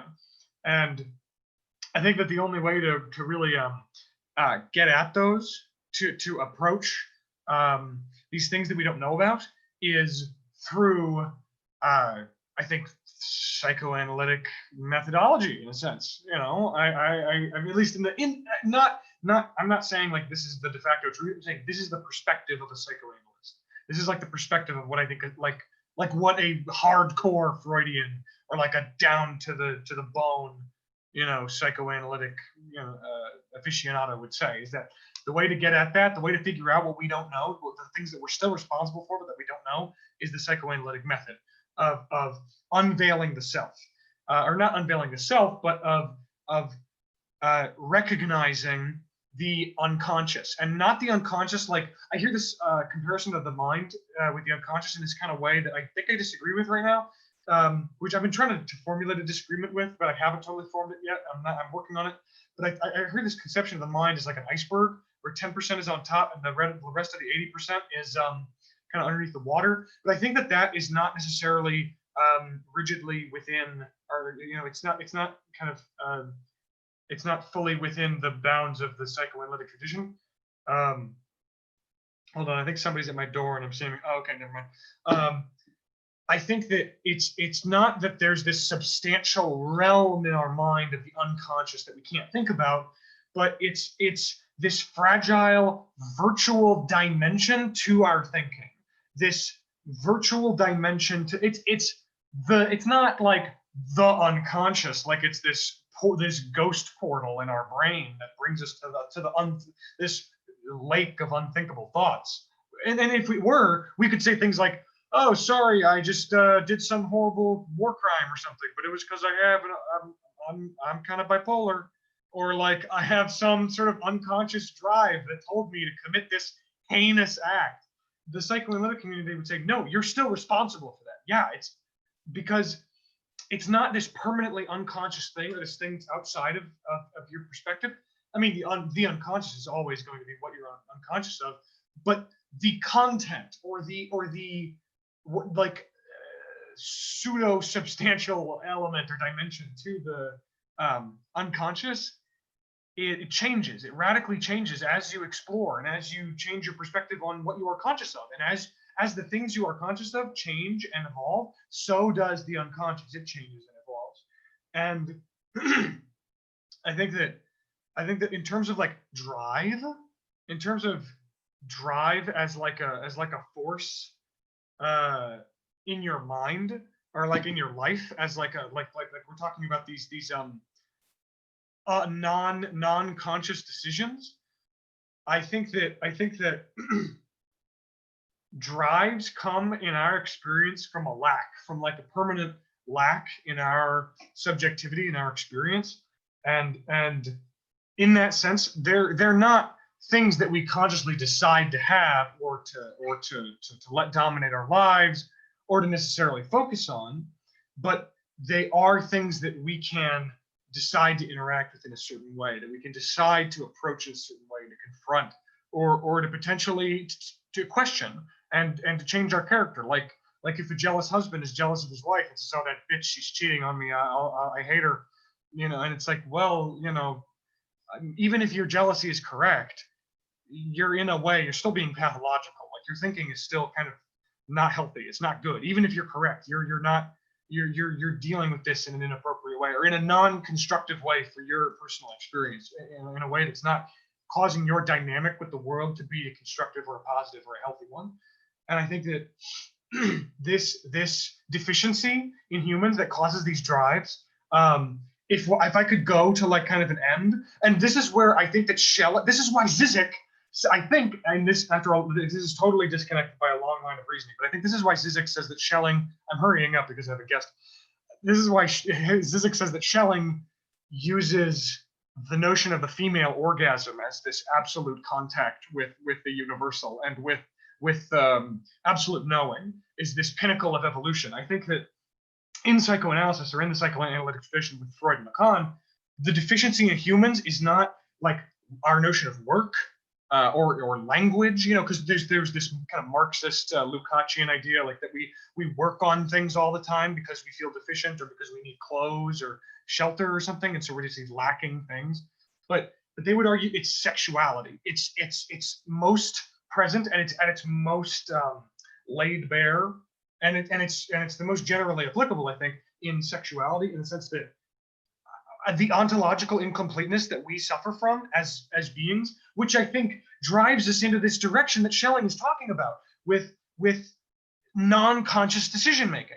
Non-conscious decision making, like when I fall in love with somebody, for example, I fall in love not because I said I'm going to fall in love with them, or because some naive paternal authority above me said you're going to fall in love with them. I fell in love with them because my heart wants what it wants, or whatever, right? And so I made the decision to fall in love in some sense. It's a decision that is so free that I renounce or I reject my ability to choose and my right to even have a conscious choice in the decision-making process. And I think that's where ontological incompleteness, yeah, because I get shot with an arrow in the heart by a little baby in the sky. No, I think that sexuality for Freud and Lacan is when satisfaction is brought about by not by success, but by repeated failed attempts at something. And that's drive, I think, for Lacan. What's you remember the whole thing about Ponty, about the thing versus the seer versus the thing seen, and how in Ponty there was this solicitation from the object that was making us see it. There's this thing in the object that's forcing us to see it. Lacan's whole argument against, and this is why Lacan in his, I think it was lecture 9, Lacan talked about Ponty and said, look, the problem is the gap is not between us and the object. The gap is between me and my eyeballs. The gap is between my experience and my eyeballs as peepers, as seeing tools, you know, and I have a drive that pushes me to see. I do not have a world of anonymous objects which solicits me necessarily. I mean, I do in a sense, but it's not necessarily just that. It's that I have a drive in myself that pushes me to see.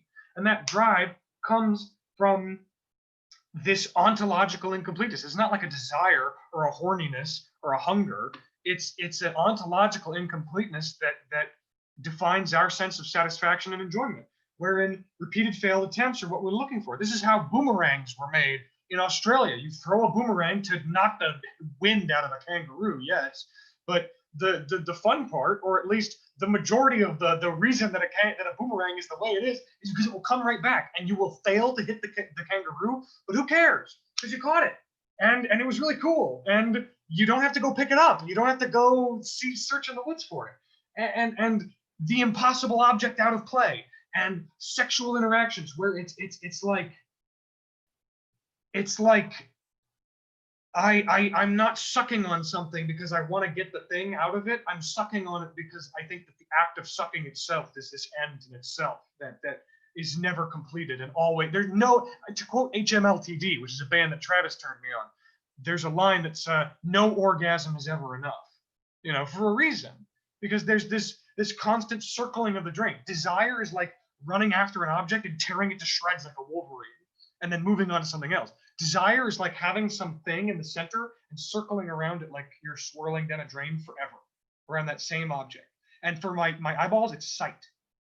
I'm circling around the notion of really seeing something forever, and I'm circling around this notion of really experiencing sexual satisfaction forever. You know what I mean? And this impossible is the real, the ultimate point of reference of desire that I think Schelling is calling freedom. And that's what I have to say.